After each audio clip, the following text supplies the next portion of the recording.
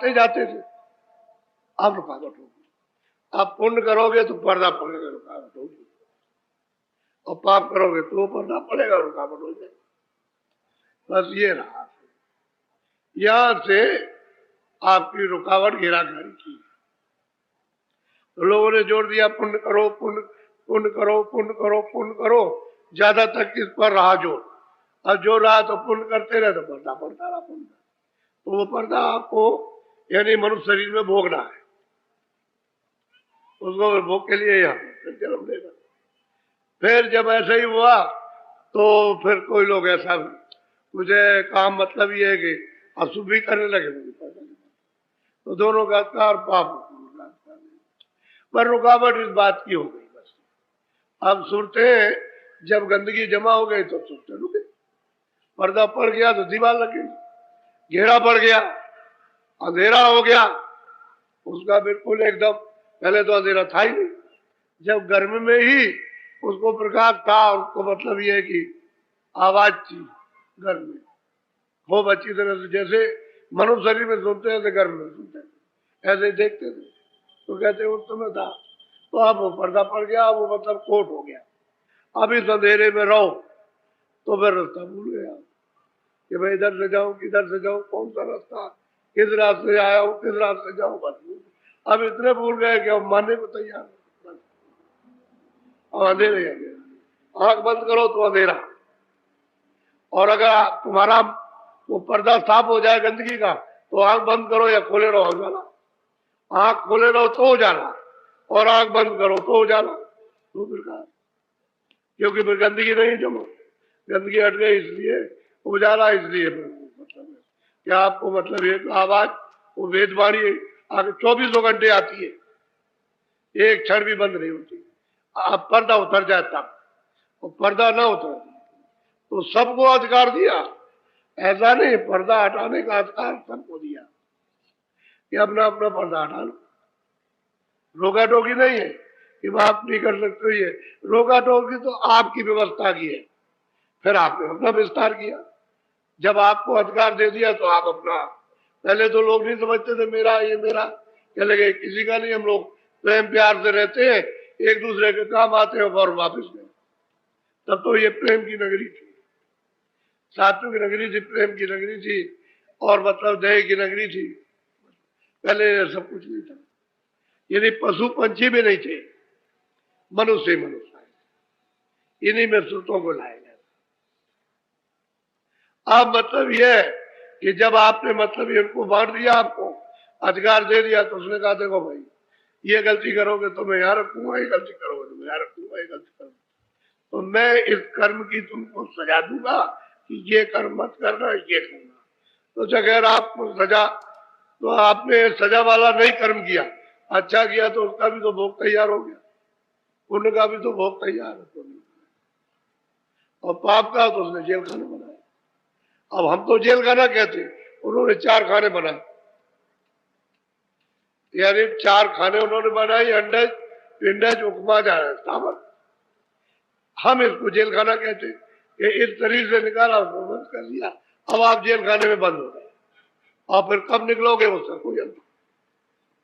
ये बात अब यही है कि पाप और पुण्य, ये कौन कहता है कि पाप पुण्य का फल नहीं मिलेगा, वो तो रोज ही चिल्लाएगा कि जो करोगे सुनो, रोज कहा जाता कि भाई न तुम पाप करो न पुण्य करो, क्यों आप करते हो पाप पुण्य की, मेरा तुम कुछ मत करो कि मेरा कुछ नहीं है, तो न पाप कीजिए न पुण्य कीजिए। जब जीवों को तुम्हारे शरीर द्वारा कोई भी तकलीफ नहीं होगी तो फिर आपको लगेगा नहीं पाप, कुछ लगने को नहीं, पाप पुण्य तो जब लगेगा जब उसको तकलीफ होगी।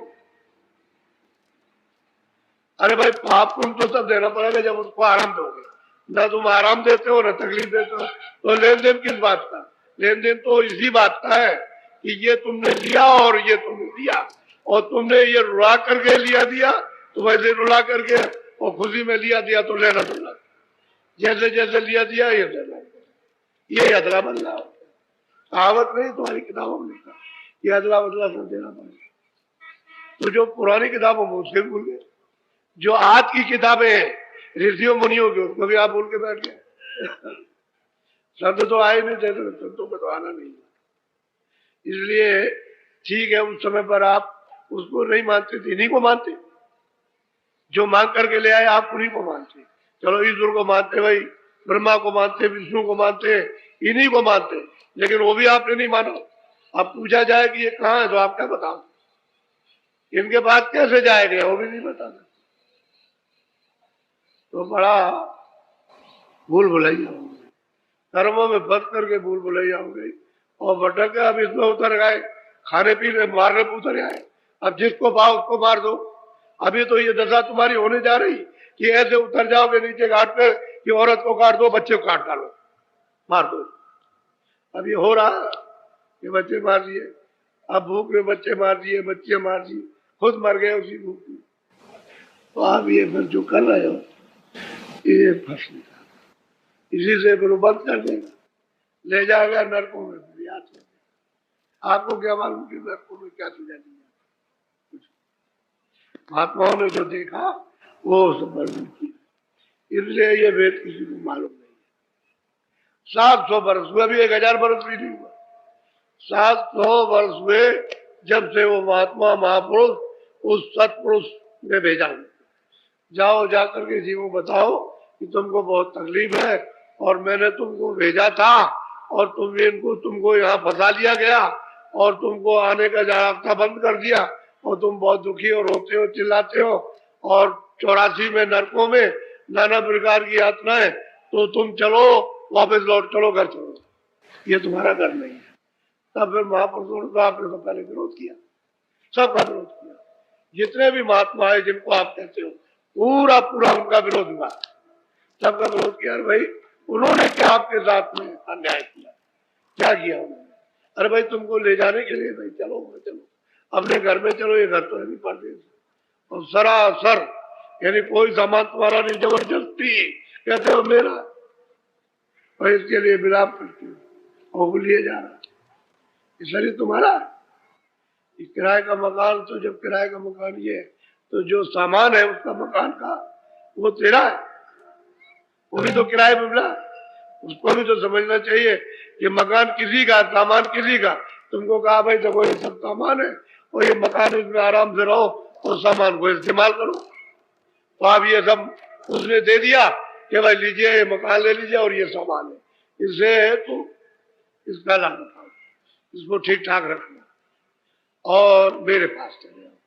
तो उसके पास भी नहीं जाते, उसने ये नहीं कहा कि मेरे पास मत आओ, तो मेरे पास चले आना, लेकिन कैसे आना, शुद्ध हो जाना, अशुद्ध मत रहना, शुद्धि कर लेना। क्या कि मन बुद्धि चित्त अंतःकरण जीवात्मा, इसको साफ करना, मेरे पास तब आना। गंदे लोग मेरे पास नहीं आ सकते, तो ईश्वर के पास भी नहीं जाते, उस खुदा के पास नहीं, गाठ के पास भी नहीं जाते। गए पत्ता डाला, पैर काटो, गला काट दो, सीधा काटो, पेट चीर दो, बस ये इसमें मजा आ रहा, बताओ कैसे जाओ? तो सजा देगा।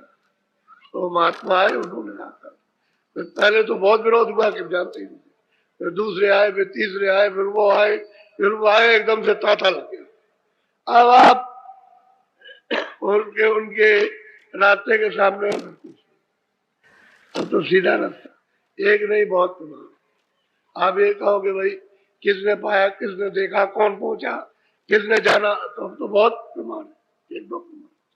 तो असल में बात ये उन्हीं की खोज के लिए कि अपने घर में जाना है, अपने उस सागर में जहां से तुम आए हो, वो अविचल धाम है, अविचल देश है, कभी चलायमान नहीं, छोटा बड़ा नहीं, वो सदा एक रस चलेगा। वहां काल नहीं, कलेश नहीं, दुख नहीं, सुख नहीं, पाप नहीं, पुण्य नहीं, जन्म नहीं, मरण नहीं, कोई मतलब ये है कि धन दौलत सोना चांदी ये कुछ कोई झगड़ा नहीं हुआ, वो तो मतलब है वहां उसको सागर को छोड़ करके आए अपने आनंद, अपने सुख को अब छोड़ करके परदेश में आकर अब यहाँ फंस गए, ढूंढ रहे तो कहीं भी नहीं मिल रहा किसने।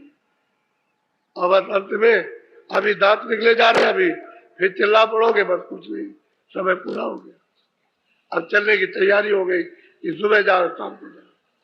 तो ये तो जीवन में कम से कम उनके पास तो जाना चाहिए था जो घर का भेज जानते, तो वो जो ले आया था उसको भी बताते कि देखो ये ले आया मांग करके, तो चलो उसके पास चलो पहले, तो उसी के पास चले जाते, तो चलो हमारे साथ चलो, तो पहुंचा देते, तुम कहीं नहीं जाने को तैयार।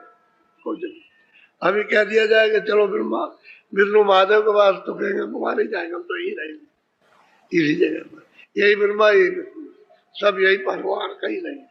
अब जीव तो जसाई अंधे बन गए, बहरे बन गए, सुनते भी नहीं, बुद्धि के कहते हैं कि, और मतलब पागल हो गए, समझते ही नहीं कुछ, ना कहना मानते हैं ना समझते कुछ, और न चलने की तैयारी करते, बस इसी में बदले हुए हो, तो रास्ता भूल गए, भटक गए।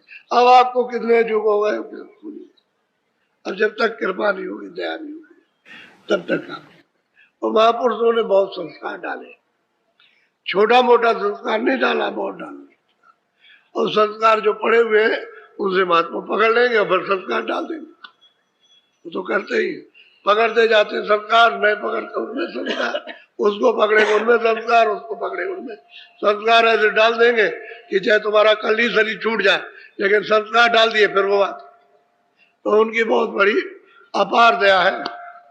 यानी कहने का मतलब है कि वो वहां से जब आते हैं, ये संत आते हैं, तो खुद आता वही उसका अवतार है, वो सत्पुरुष के अवतार होते हैं, वो ईश्वर के अवतार नहीं होते। ईश्वर के अवतार तो अलग है कि जब जब वो यहाँ सच्ची में आनी, जब मनुष्य सत्य असत को छोड़ देता है कि सत्य क्या नहीं पहचानता, तब फिर वो आते हैं वही के नीचे के, तो फिर संग्राम करा देंगे और काट पीट करके सब बराबर करके फिर यहाँ से बस चल देंगे यहाँ से, तो उन पर भी अपराध लग जाता है, क्योंकि दे दरे का अपराध तो सब पर लगेगा, उनको भी सजा मिलेगी, बच वो भी नहीं सकते, बचेंगे वो भी नहीं, कोई कहे कि मैं बच जाऊंगा वो भी नहीं, क्यों कि ये तो हत्या मृत्यु में दे दरे का दंड है।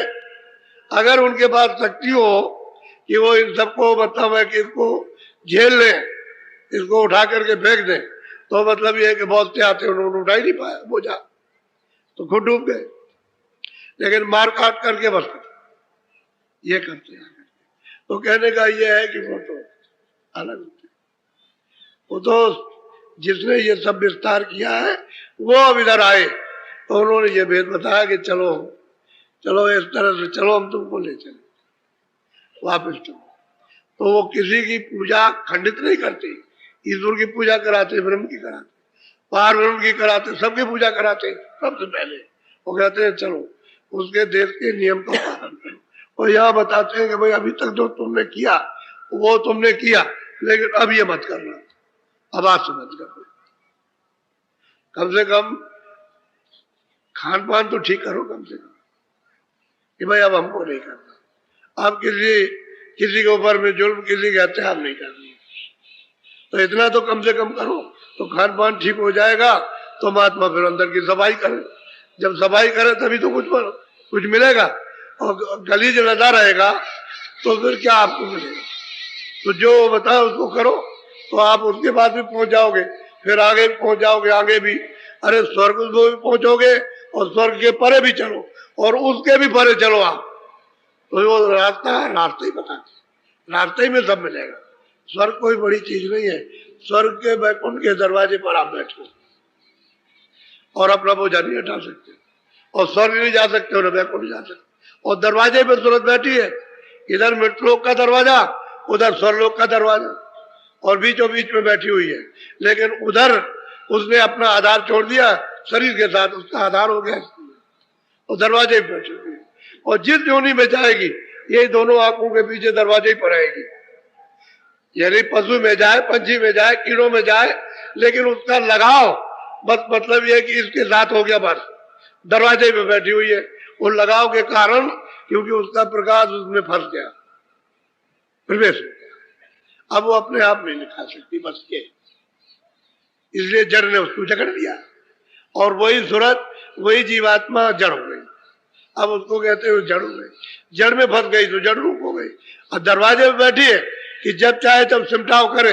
लेकिन कोई आधार मिल जाए सिमटाव करने का, आधार नहीं मिलेगा तो बच्चा कुछ नहीं हो सकता, बड़ी सीधी सादी बात, लेकिन जीव इतने भटक है, बाहर तो कुछ नहीं, ये तो मंदिर है, मनुष्य मंदिर है, तुम्हारी पुरानी जो पहले की किताबें संतों के आने की है उसमें भी जिक्र किया हुआ है, थोड़ा सा नीचे का जिक्र किया हुआ, उससे भी पता चलता है कि मनुष्य मंदिर है। ये जिस्मानी मस्जिद है, इसमें खुदा की आसमानी आवाज आती है, यानी भगवान की देववाणी सदैव उच्चारण होती रहती है नीचे के लोगों की, लेकिन आप उसको भी नहीं समझते हो। तो वो जो मालिक है जो सबका, उसे आप कैसे समझ सकते हो? उसका आप पता कैसे लगा सकते हो? जब तक उसको जानने वाला न मिले तब तक कुछ नहीं। तो आज ये प्रथम दिन है, आज 25 तारीख है। आपको ये बताया था कि 25 से लेकर और 3 तारीख तक ये कार्यक्रम होगा। 28-29 की रात को तो भंडारा, 4 दिन पहले और 4 दिन बाद, और एक दिन बीच का 29, 9 दिन हो जाते हैं। तो ये 9 दिन का कार्यक्रम है।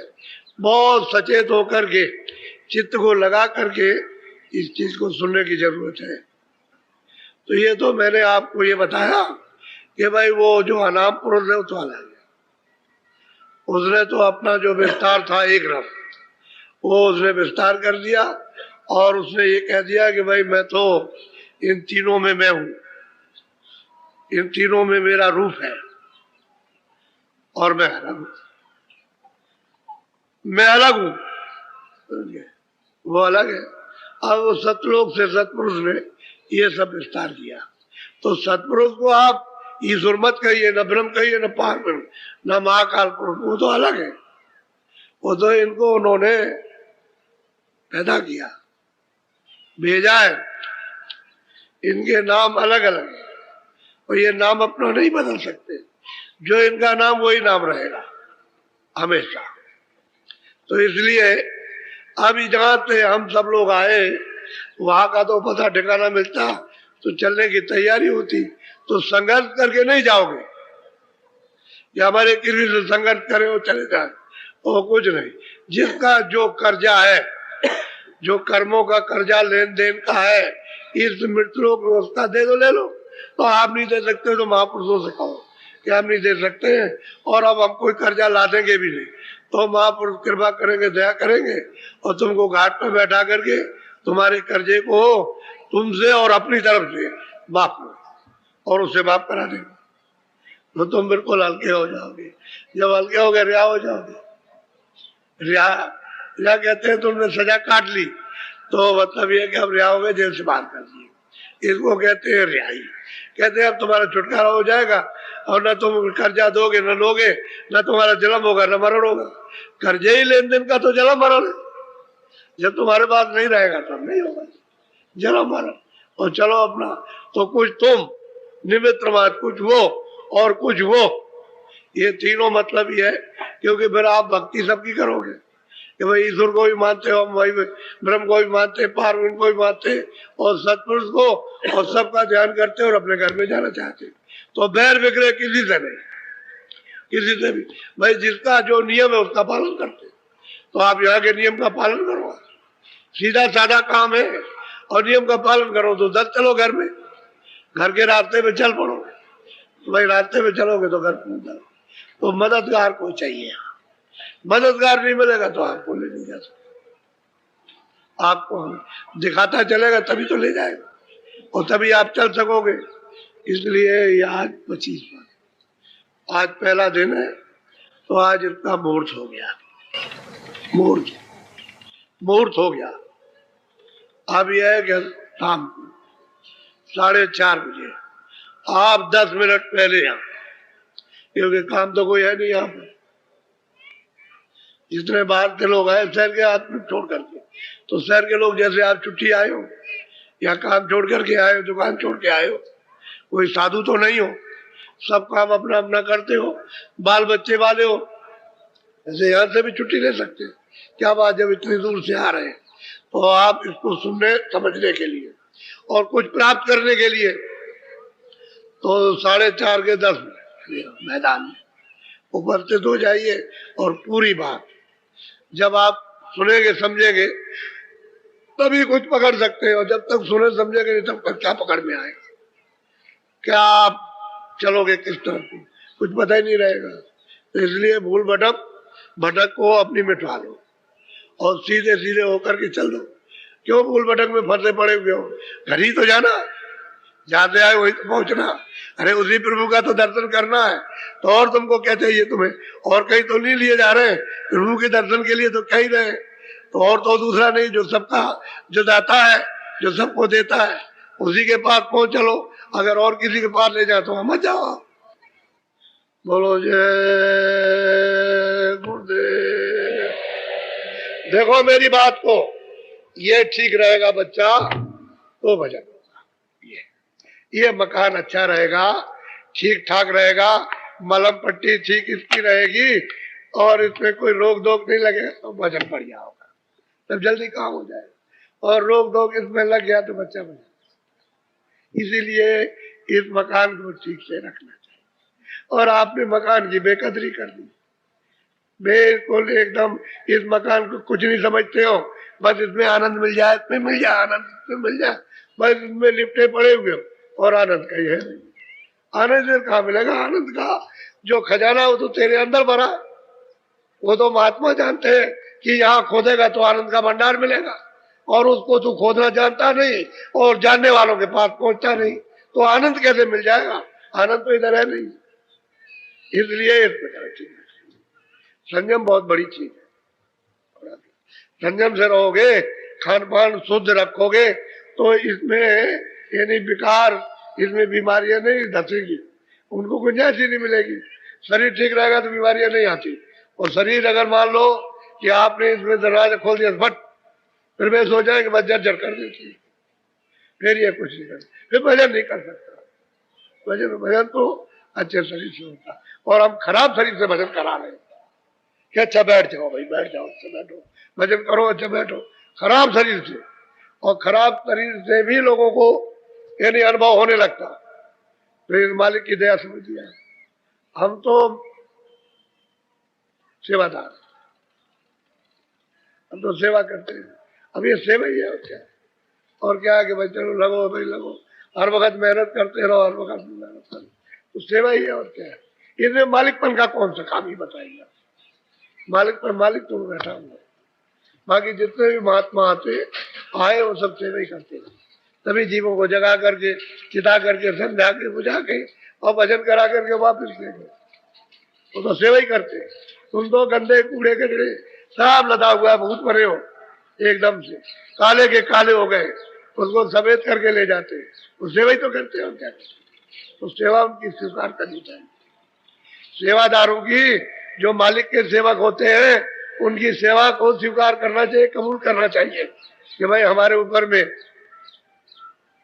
मदद हो रही है हमारे लिए, और छोड़ दोगे तो कैसे काम होगा।